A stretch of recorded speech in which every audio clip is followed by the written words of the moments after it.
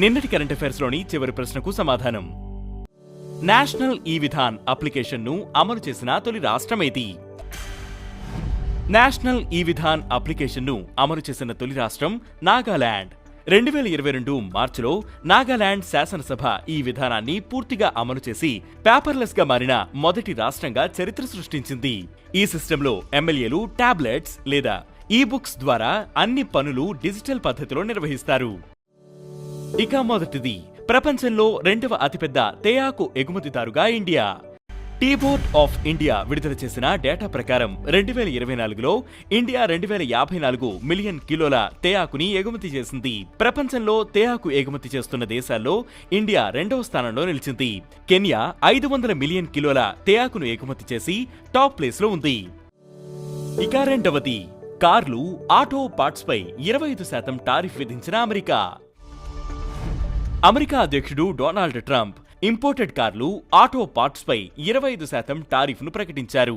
ఇది వచ్చే వారం నుండి అమల్లోకి రానుంది. ఇది European union, Canada, India, China వంటి మార్కెట్లను ప్రభావితం చేయనుంది. పెరిగిన టారిఫ్ల ఎఫెక్ట్ ఇండియాలో ఆటో పార్ట్స్ తయారీదారులు, టైర్ కంపెనీలపై గణనీయంగా ఉండనుంది. ఇక మూడవది, గోల్డ్ మానిటైజేషన్ స్కీమ్ నిలిపివేసిన కేంద్రం. కేంద్ర ప్రభుత్వం గోల్డ్ మానిటైజేషన్ స్కీమ్ ను నిలిపివేసింది. మార్కెట్ పరిస్థితుల దృష్ట్యా ఈ స్కీమ్ ను నిలిపివేస్తున్నట్లు ఆర్థిక మంత్రిత్వ శాఖ మార్చి 26న వెల్లడించింది. ఈ స్కీమ్ కింద ఇప్పటివరకు కేంద్రం 31,000 కిలోల బంగారాన్ని సమీకరించినట్లు పేర్కొంది. Short term bank deposit scheme కొనసాగింపుపై మాత్రం బ్యాంకులే నిర్ణయం తీసుకుంటాయని తెలిపింది. ఇక నాలుగవది, ప్రపంచ బిలియనీర్లో భారత మహిళ.